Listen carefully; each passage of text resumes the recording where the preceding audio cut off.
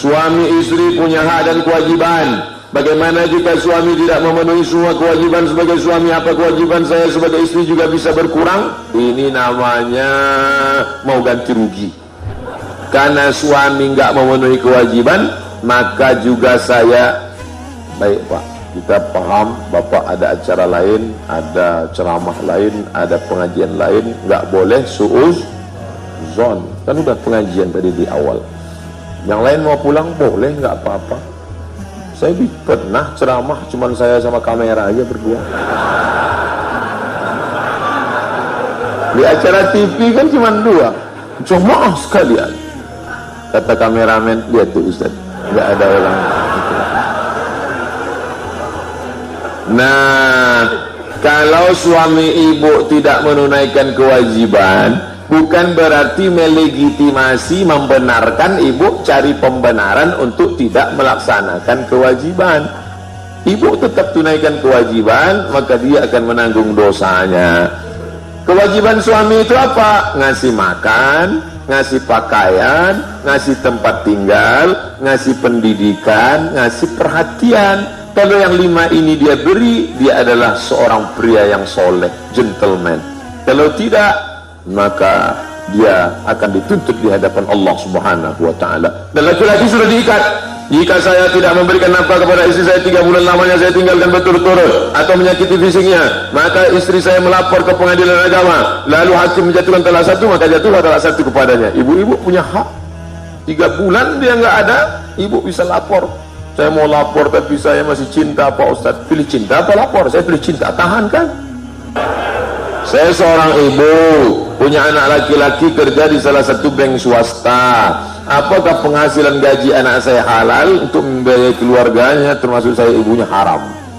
Hanya saja ulama Saudi Arabia tegas, tidak ada tending aling-aling, langsung saja resign.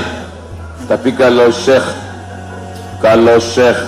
Yusuf Al-Qaradawi, dia masih ada, kata dia, kalau darurat, anak ibu ini cuma satu-satunya tulang punggung keluarga, tidak ada kerja lain, susah, boleh, ini darurat, pilih yang paling ringan. Kalau kita masuk ke hutan, pilihan cuma 2, antara mati dengan makan babi, pilih mana? Makan babi, banyak yang mau makan babi ya. Maka kita nggak boleh pilih mati, ini sudah lemas. Kamu makan babi apa mati? Aku mati aja. Jangan makan babi, ambil babi, kasih kecap dikit.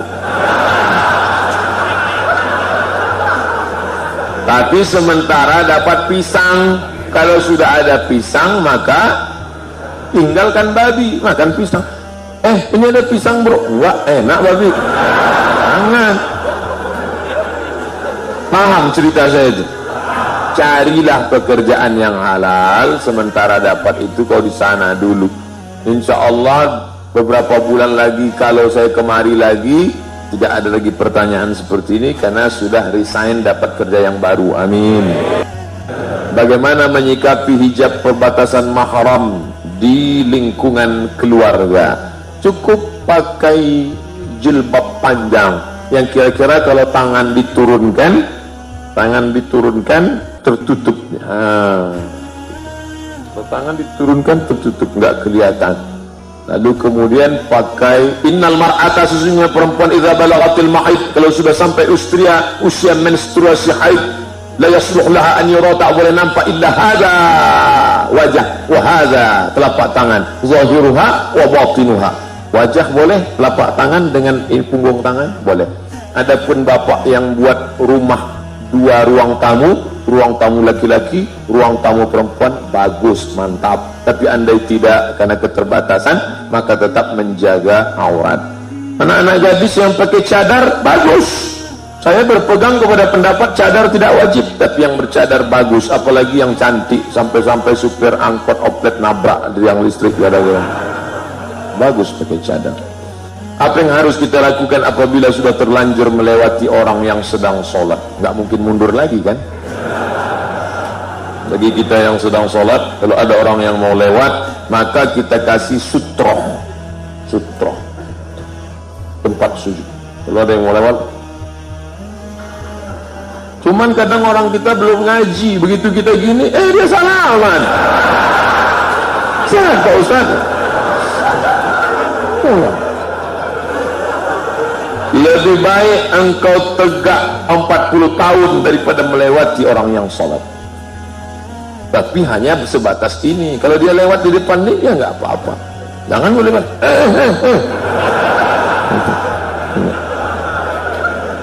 Nah, ini gimana kalau kita sudah terlanjur Pak Allah, sudah lewat? Ya lewat aja. Masa mundur? Sorry ya Mas ya. Mau cari gara-gara. Apabila kita adopsi anak tersebut tidak diperkenalkan dengan orang tua kandungnya sejak bayi sampai sudah balik, apa solusinya Pak Ustaz? Zalim.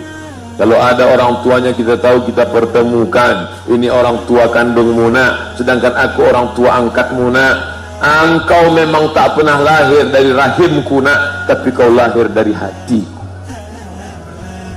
Jangan takut kasih sayangnya hilang karena hati dalam genggaman Allah. Qalbul mu'min baina asabi'ir rahman, hati orang beriman di antara kuasa Allah Subhanahu wa taala. Ya muqallibal qulub, wahai engkau yang membolak-balikkan hati. Saya punya ibu kandung, saya punya ibu angkat. Sampai hari ini ibu angkat saya sudah meninggal, tetap saya bacakan Al-Fatihah. Saya pergi ke Makkah, saya tetap berdoakan beliau. Jangan pernah katakan aku lebih sayang pada, enggak, sama kasih sayang, tetap kita doakan. Maka jangan, enggak perlu bohong, enggak perlu satu bohong akan disusul dengan bohong. Na'udzubillah. Man wassana falaysa minna. Siapa yang menipu bukan umat kami, kata Nabi. Dalam Al-Baqarah 239, jika kamu dalam keadaan takut, maka salatlah sambil berjalan atau berkendaraan. Kemudian apabila kamu telah aman, maka sebutlah Allah sebagaimana Allah mengajarkan kepada kamu. Salat berjalan itu apa ada cara penjelasannya Pak Ustadz? Dan apa sebab boleh dilaksanakan dalam keadaan darurat tingkat tinggi, dalam keadaan perang, tak terelakkan sama sekali? Itu bisa. Tapi zaman sekarang ini tidak lagi. Zaman sekarang paling-paling kita naik pesawat, nah, itu saja. Adapun berjalan enggak, naik pesawat. Macet total di Jakarta, gimana Pak Ustaz? Sholat menghormati waktu, tapi nanti setelah sampai di tujuan dia tetap ganti lagi dengan qadha. Tetap dihormatil waktu, menghormati waktu. Macam Allahu Akbar, Allahu Akbar, Sallallahu liman hamidah, Allahu Akbar. Menghormati waktu, jangan sampai waktu itu kosong tanpa mengingat Allah dalam bentuk sholat, doa, dengan gerakan-gerakan. Aqwalun ucapan, wa af'alun perbuatan. Mufattata'atun bitakbir, dibuka dengan takbir. Wa muhtatamatun bitaslim, ditutup dengan salam. Nah ini tentang. Jadi bukan maksudnya sambil berjalan lalu sambil jalan. Mau kemana? Jangan ngobrol, saya sedang sholat nih. Jika saat kita wudhu ternyata azan sedang berkumandang, setelah wudhu mana yang harus didahulukan? Doa setelah wudhu apa doa setelah azan? Mana yang duluan selesai? Wudhumu apa azan? Azan duluan selesai Pak Ustaz. Azan. Kau sedang wudhu, idza kuntum ila sholati faghsilu wujuhakum. Allahu Akbar, Allahu Akbar. Pasti wudhumu duluan selesai. La ilaha illallah syarikalah, asyhadu an la ilaha illallah syarikalah, wa asyhadu anna muhammadan abduhu wa rasuluh. Allahumma ij'alni minat tawwabin waj'alni minal mutatahhirin waj'alni min ibadikas shalihin. Jawab suara azan. Selesai itu baru doa. Allahumma rabb hadhihi ad-da'wati tammati was-salatil qa'imah ati sayyidina Muhammadan al-wasilata wal fadilah wasyarafa wad-darajata al-'aliyata ar-rafi'ah wab'athhu Allahumma maqam mahmudan alladhi wa'adtah innaka la tukhliful mi'ad. Siapa yang menjawab azan ditutupnya dengan doa wasilah, doa wasilah namanya, halat lahu syafa'ati yaumil qiyamah, maka layak dia mendapatkan syafaatku hari kiamat. Terus makanya jangan ngobrol kalau ada suara azan. Gimana hukumnya apabila saya menegur ibu saya karena kurang pas di mata agama? Jangan mentang-mentang udah ngaji, pulang pengajian, Bu, ayah duduk di sini. Assalamualaikum warahmatullah. Bukan begitu. Tetap kita disuruh berkata lemah lembut. Jangan pakai mulut kita. Ibu kita itu sudah tua. Ada orang yang dia dengar omongannya, temannya, kakaknya, budenya, bibinya, ustadz